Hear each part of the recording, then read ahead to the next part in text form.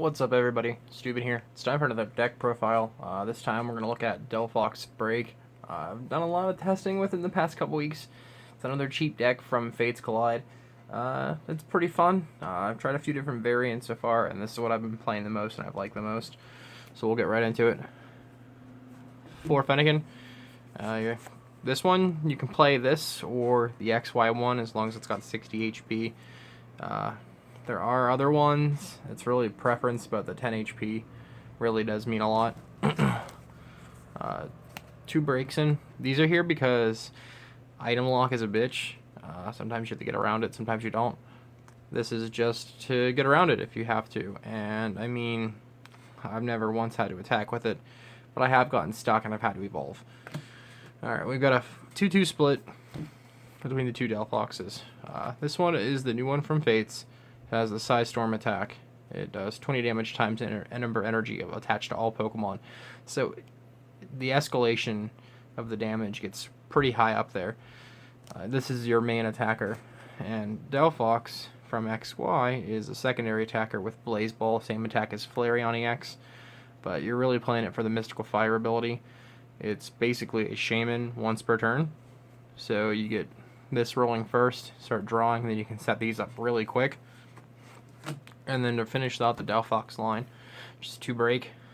It's mostly just used for the HP boost, and Flare Witch really gets more energy out so you can accelerate your damage a lot faster. That's it for that line. I'm playing one Entei. Burning Roar, sometimes you have to use it just to get energy rolling or get cards in your discard. And Combat Blaze does 20 plus 20 times for every bench they have. So with a full bench, you're going to do 120 for 2 energy. It's solid as a non-EX attacker as well. I just really like him in any fire deck that I play, so he's here.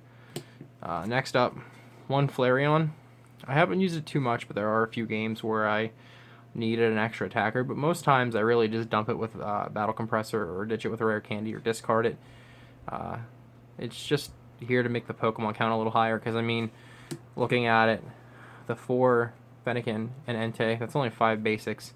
This makes 6. There are 2 Shaman. These are really just for setting up. You don't really want to start with them. That's why I threw the Flareon in as a start. It's a lot better of a start than getting Shaman, but you can recover, get rolling back into it. That's it for the Pokemon. Let's get into the supporters. 2 Blacksmith. It's a fire deck. If you don't play, you're bad. I really don't have to explain this too much. 4 Professor Sycamore. These are really just here to get you rolling. I've noticed once this deck takes off, you really don't need Sycamore anymore because you've got Mystical Fire to draw until you've got 6. Some games you get both Mystical Fires rolling, and Sycamore is just a worthless card that you ditch. 1N. Sometimes the deck can be slower, and with the prize trade, it really could help you out. Late game, if you got a big hand and yourself with your low prizes, put it all back in, and then you could draw back out with Mystical Fire. 1 Skyla. Sometimes you just need that Rare Candy, which we play 3 of in here. We'll get to that. Sometimes you just need a trainer. 1 Lysander and 1 Xerosic, the Team Flare crew. Lysander's a standard card in every deck. Xerosic is a tech choice, really. I've noticed in a lot of playing that Focus Sash and stuff like that can really hurt this deck because you really just want to one-shot everything, and if they can take your one-shot into 2 because of Focus Sash or whatever tool they have, it kind of gets problematic late game when you're kind of running out of steam. Alright, on to the trainer items. 3 candy just to accelerate right the Delphox, so that way you're kind of mitigating the evolving to a stage 3 theoretically with the break. 2 compressor. If I open with compressor, I'm always dumping Lysander, Skyla, and Blacksmith right away. That way I have early access to them with Versus Seeker, so I can use them if need be. 4 Ultra Ball to tutor for your Pokemon. Gets fire in the discard for Blacksmith. Just a nice piece to have. Dump your hand, grab a Shaman, fill it back up, grab whatever you need. So you could go, basically, if you start with Fennekin, you go and you get like Skyla. You can get your Rare Candy and then dump cards for this to get the Mystical Fire Delphox, fill your hand back up and evolve at the same time. It's solid.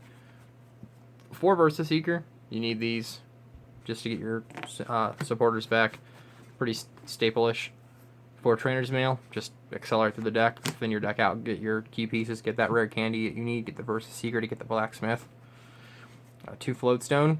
You really don't want to dump your energy to discard because you need them for your damage acceleration, so we just put these in here to switch consistently. 1 Professor's Letter, just need it to get energy sometimes. And 2 Super Rod. Now, I could play Energy Recycler. I've been thinking about it for a while. I could play Sacred Ash, but I really like the balance of this when it comes down to late game. That Flare Witch, you really want to put those energies back in.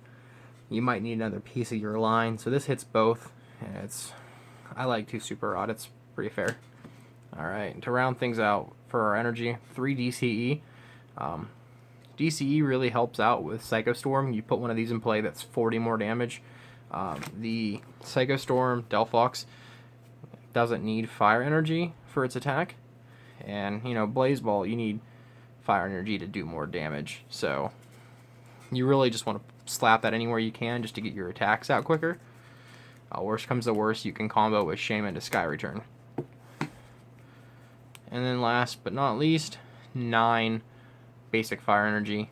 It's 12 energy. It's kind of hefty. For a while I was thinking about playing 10 and 4, and it was too much. I've tried 8 and 4. It wasn't the right balance. 9 and 3 is the appropriate balance. Some other cards you can play in this deck. You can play more fire energy and just completely disregard the DCEs. It's really personal preference. I like the DCE for the toolboxing, basically with Shaman if worse comes to worse, and it just accelerates with Psycho Storm. I tested Experience Share for a while. It's not necessarily a bad card, but I like the Floatstone better in the end, just to get the retreat without discarding, where you could just get your energy back with Blacksmith anyway, so it's sort of counterintuitive, but it's a cool tech. And I did mess with 2 Scorched Earth for a while, but I threw these out because there's a lot of fighting in my local metagame, and my opponents use this way more than I wanted them to. There's a lot of people playing Garchomp. Someone's going to build Primal Groudon. I mean, my sister's playing Zygarde, so our local meta is pretty fighting heavy, so I dumped these away. But if you don't have a lot of fighting around you, totally you want to play this to get rolling. So that's the Delphox Break deck. Let me know what you guys think. What has worked for you in your testing if you've played this. If you haven't and you're going to, let me think of what you think of this list. Get back at me. We'll keep doing more deck profiles. You guys seem to like the Superior one. Hopefully you like Delphox. Soon we'll do, I don't know, Mega Gardevoir. We'll do Zygarde, Carbink. Plenty of different things we could do. So keep checking back and we'll keep you updated. Peace.